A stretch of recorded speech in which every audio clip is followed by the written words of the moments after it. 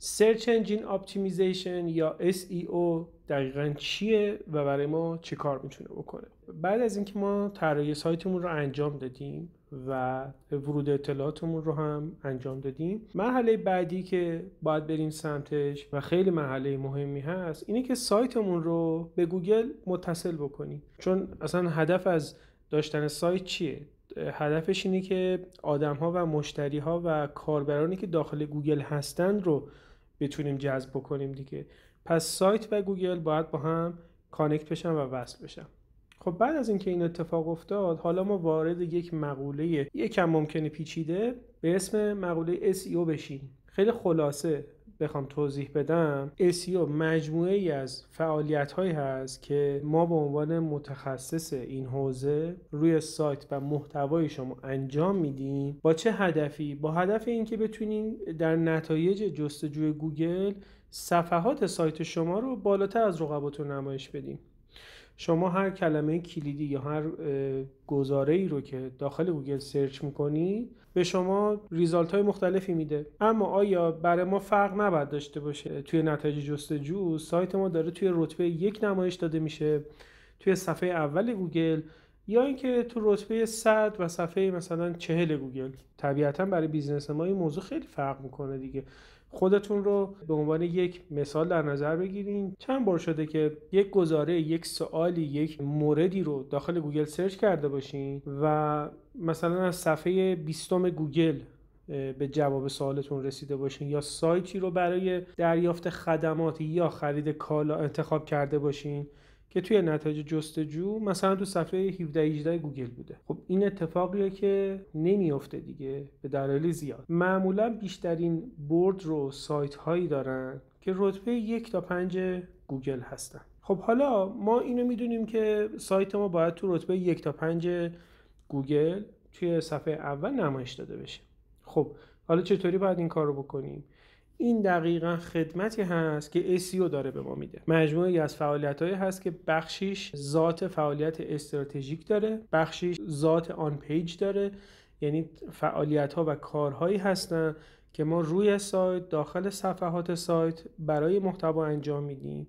بخشی هم از این فعالیت‌ها خارج از سایت هستن که بهش فعالیت آف پیج ما میگیم، که میتونه شامل مواردی مثل تبلیغات و بقیه این موارد باشه. خب ما اولا که یه چک لیستی داریم، دوما که ترتیب انجام دادن این موارد و این آیتم ها بسیار بسیار مهمه، برای اینکه ما داخل گوگل دنبال این هستیم که یک رشد ثابت، معقول و پیوسته رو داشته باشیم. دنبال یه جامپ خیلی بزرگ و لحظه‌ای نیستیم، چون هر بالا رفتن لحظه‌ای با کمک تبلیغات و بقیه روش‌های دیگه با همون سرعت هم پایین اومدن بعد خودش رو داره و افت بعد خودش رو داره. این استراتژی درستی نیست. پس ما هدفمون چیه؟ هدفمون اینه که رشد معقول، ثابت و طولانی مدت داشته باشیم. حالا اصلا چرا SEO وجود داره و چرا اصلا مهمه؟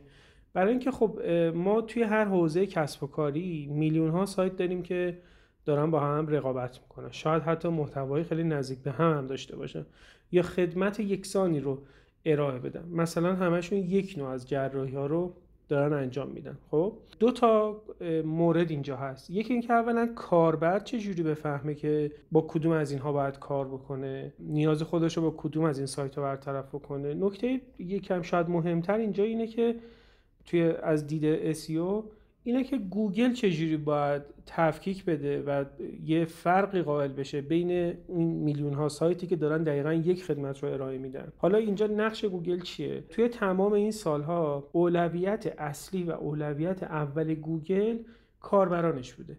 یعنی هر آپدیتی که گوگل توی این زمینه میده و هر فعالیتی که میکنه یا هر سختگیری که انجام میده فقط و فقط برای اینه که اون کاربر بتونه تجربه بهتری داشته باشه از سرچ کردنش داخل گوگل و مهمتر اینه که زودتر به جوابش برسه و به جواب درستی برسه. بنابراین ما نیاز داریم به این فعالیت‌های SEO که محتواهایی بنویسیم که برای کاربر مفید باشه، جواب سوالش رو بده و باعث رشد ما بشه. خب طبیعتا وقتی که این پروسه رو ما درست انجام میدیم، گوگل هم داره ما رو بررسی میکنه، ما رو آنالیز میکنه، ما رو کرال میکنه با ربات هایی که داره. جواب زحماتمون رو با بالاتر نشون دادن سایت ما تو نتایج جستجو به ما میده. حالا وقتی که این اتفاق میفته و سایت و گوگل رابطه خیلی خوبی با هم دارن و دارن با هم جلو میرن طبق قوانین، ساختار و اون ترجیحاتی که گوگل مشخص کرده برای کاربرانش، موردی که پیش میاد اینه که در نتیجه این که سایت شما تو نتایج جستجو داره بالاتر از سایت های دیگه، بالاتر از رقبا نمایش داده میشه،